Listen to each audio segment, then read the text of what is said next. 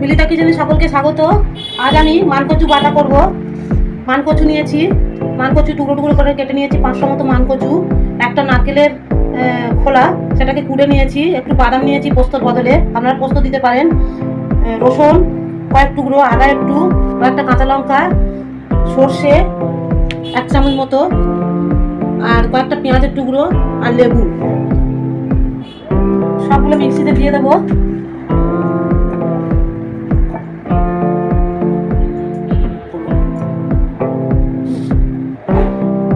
পেঁয়াজের টুকরো, সর্ষে,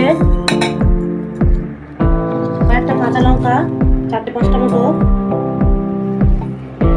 রসুন, আদা, নারকেলটা বাদামটা দিয়ে দিচ্ছি। এটাকে পেস্ট তৈরি করবো, আপনারা বেটে নিতে পারেন।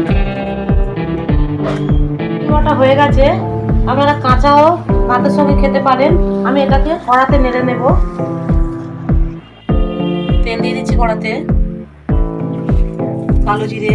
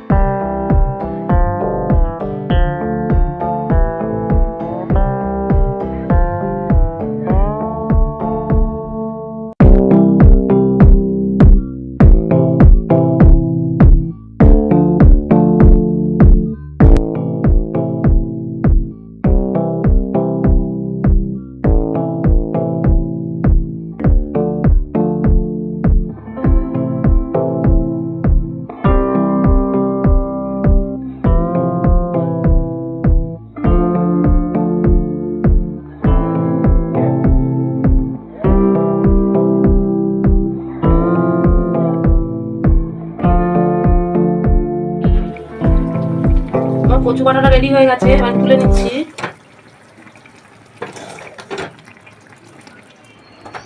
আমার কচু বাটা রেডি হয়ে গেছে। আপনারা আমাকে কমেন্ট করুন, লাইক করুন, আমার পেজটাকে সাবস্ক্রাইব করুন, ফেসবুকের পেজটা ফলো করুন। সবাইকে টাটা।